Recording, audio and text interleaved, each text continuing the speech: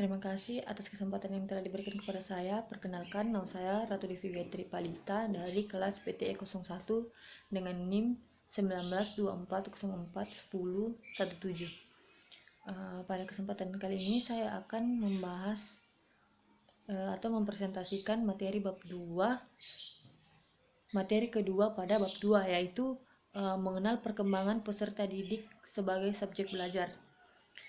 Slide yang pertama yaitu peserta didik sebagai subjek belajar. Pendidikan adalah usaha untuk menyiapkan peserta didik melalui kegiatan bimbingan, pengajaran, dan atau latihan peranan di masa yang akan datang.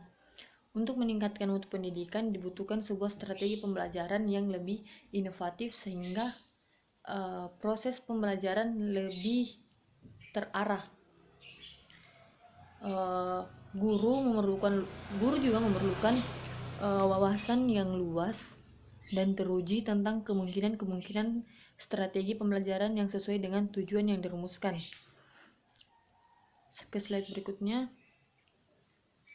Pertumbuhan juga dapat dikatakan adalah perubahan secara fisiologis sebagai hasil dari proses pematangan fungsi-fungsi fisik yang berlangsung secara normal pada anak-anak yang sehat maupun anak-anak yang tidak sehat. Perubahan berupa aspek fisik maupun psikis dapat dikategorikan menjadi 4. Yang pertama itu perubahan dalam ukuran, yang kedua itu ada perubahan dalam perbandingan, yang ketiga adalah berubah untuk mengganti hal-hal yang lama, dan yang keempat adalah berubah untuk memperoleh hal-hal yang baru.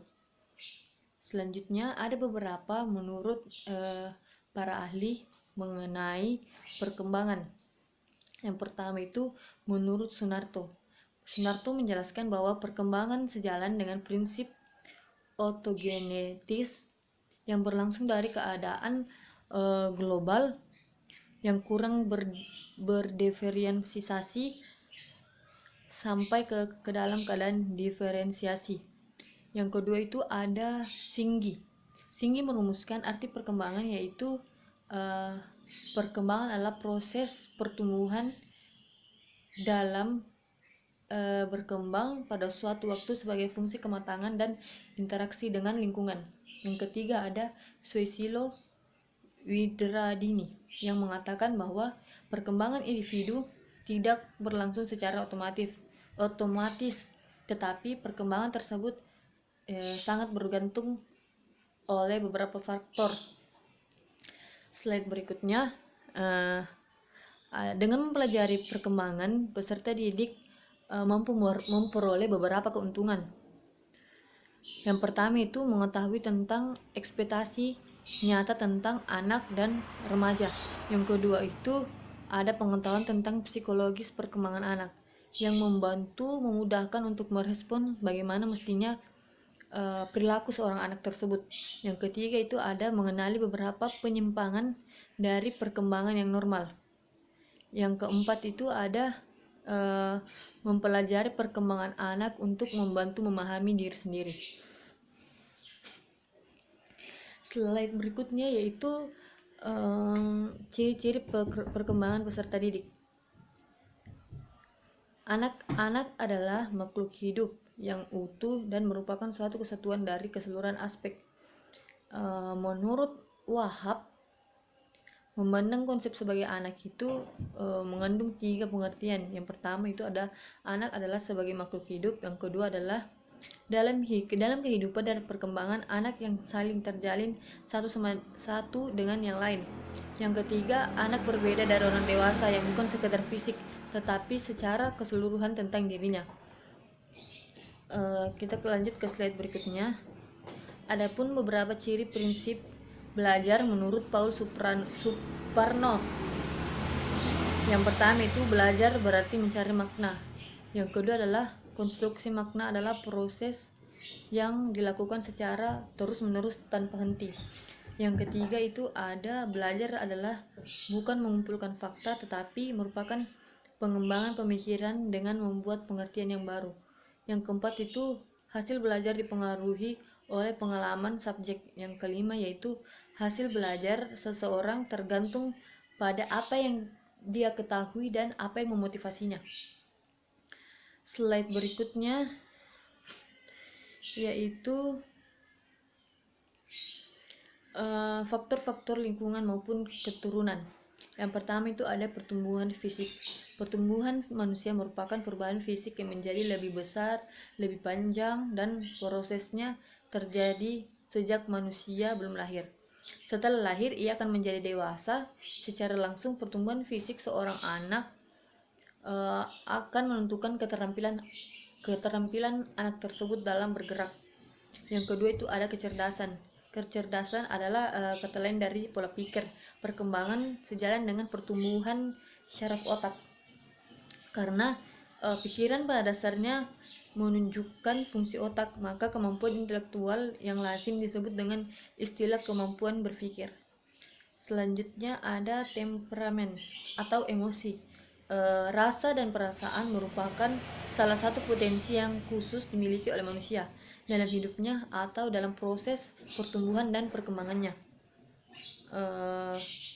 Dalam hidupnya banyak hal yang dibutuhkan. Jika kebutuhan primer tidak segera terpenuhi, maka seseorang akan merasakan sedih dan kecewa. Begitu pula ketika seseorang tersebut tidak dapat menggapai apa yang dia inginkan.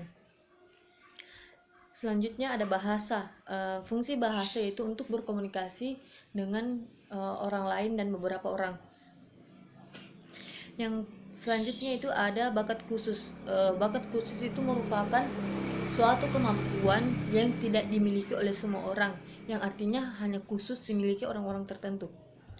Selanjutnya ada sikap, nilai, dan moral.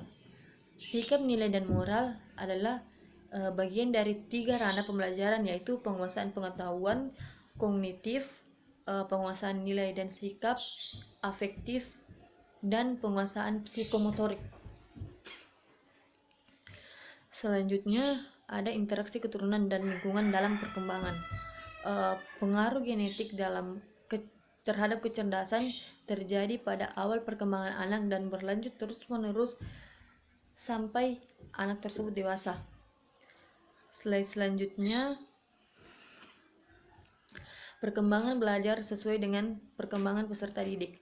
Faktor kesuksesan seorang anak di masa depan ditentukan oleh bagaimana perkembangan seluruh aspek anak tersebut, yaitu perkembangan fisik, kognitif atau intelektual, emosi, dan spiritual.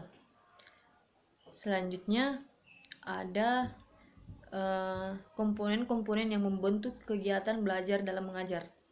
Antara lain yang pertama itu ada siswa, seseorang yang bertindak sebagai pencari, penerima, dan menyimpulkan isi pelajaran yang dibutuhkan untuk mencapai suatu tujuan.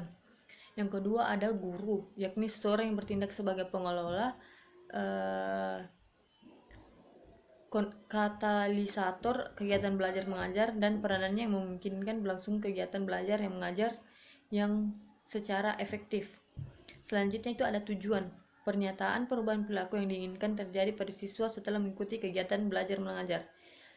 Yang keempat ada isi pelajaran, yakni segala informasi yang berupa fakta yang akan disampaikan. Yang kelima ada metode, yakni bagaimana cara seorang guru melakukan pembelajaran tersebut terhadap siswanya. Yang keenam ada media.